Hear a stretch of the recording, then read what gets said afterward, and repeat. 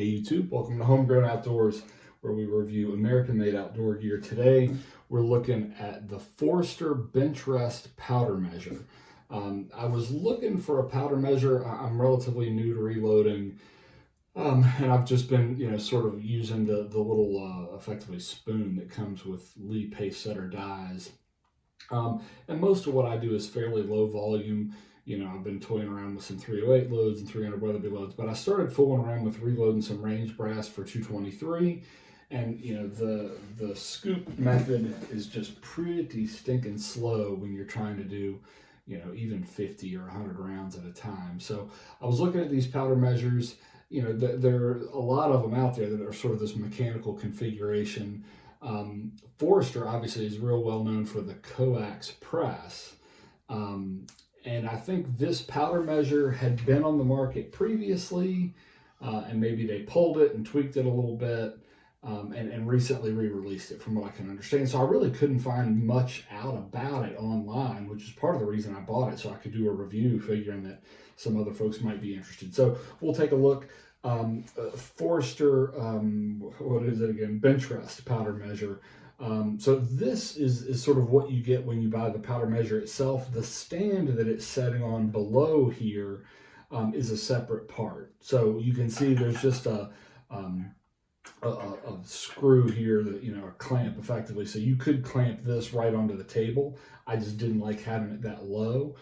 So I bought the stand just to get a little bit of elevation. You can see I've just got a clamp holding it to the table here, which has been completely suitable, but there are also 4 slots if you wanted to mount it more permanently to your reloading bench. My reloading bench is a table behind my desk, so that wasn't too attractive for me. So the way this thing works, and I'm in the middle of reloading some 223 now, when you set it up initially, so when the arm is, obviously funnel up top where you put the powder. I think you want that to be the better part of full. Before I forget, the most important thing for you to take from this review is that you have got to clean this thing really well before you get started. And maybe that's common sense, and maybe I just lack for it. But the first time I tried to use it, I ended up with a whole lot of powder that was just getting hung up inside of this thing, from whatever oil or whatever was left over from machining. So, I used some just like pipe cleaners and Q-tips and alcohol and, wiped down the inside of everything I could get to. So you sort of pull this thing off, this piece here comes out, and you just gotta clean the thing up, because otherwise you will lose your mind trying to get it to throw a consistent charge.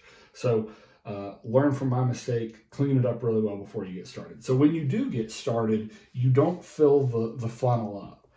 You get started by just measuring out your charge. So whatever it is that whatever charge you're trying to accomplish weight-wise, and you start with the arm down, which is where it is now. So this is the position where it's filling, there's a void inside of here.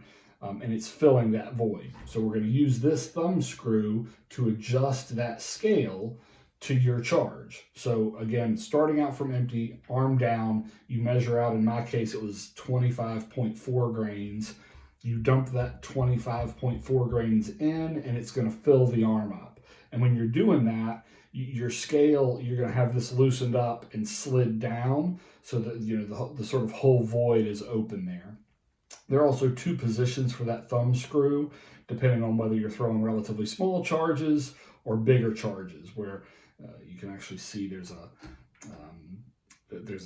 sort of a piston in there that moves in and out. So anyhow, once you've thrown the charge of the correct weight, you loosen that thumb screw, slide that piston against the powder, and tighten it down. So now theoretically, you've set this scale, that void space inside the arm, to your charge amount. Now in reality, it's probably going to take a little bit of playing around. So when you swing the handle up, that's when it dispenses the powder. So that's sort of how it works. So you just sort of swing it back down, and the powder is going to go into the arm there, and we'll start the process over again. Somehow I've cut myself here and I'm bleeding from my finger. You gotta practice a little bit at your kind of throw, so you need to be consistent there. I lost my tear. You've got to be somewhat consistent with how you manipulate the handle, because that can impact how much powder is dispensed if you go super quick or super slow. So again, I'm just going to fill the handle there and then dispense it. I'll measure a few out for you here. So that one came out to 25.1, which is a little bit light. So I've reloaded 50 rounds this morning, and I've measured every one of them. I've got the thing set to 25.4.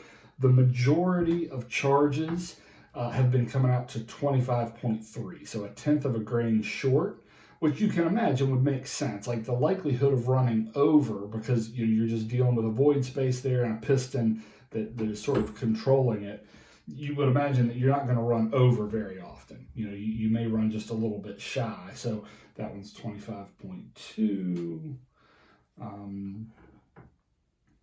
So, I've fiddled with this thing a lot, and the 25.2 again, 25.3 there, and again, I've got my mechanical scale here if I were trying to be a little bit more precise. I've experimented with it a fair bit and sort of kept track of the charge that it throws. It very frequently throws 1/10 light of sort of where I set it, which, might indicate that I should have just set it a little bit heavier. Compared to scooping powder, which is what I was doing before, this thing is fantastic. It cuts my reloading time. I'm probably 3 or 4 times faster when it comes to actually charging and seating bullets with this as opposed to scooping it out. So it's doing what I want it to do. If I'm doing something that's more precise, so if I'm fooling with my 300 or my 308 and I'm trying to be more precise, I'm just going to set it to be about 1/10 light and use the trickler to make that up on the scale after the fact. But it's still going to get me super close and repeatable. For today, I'm just working on 223.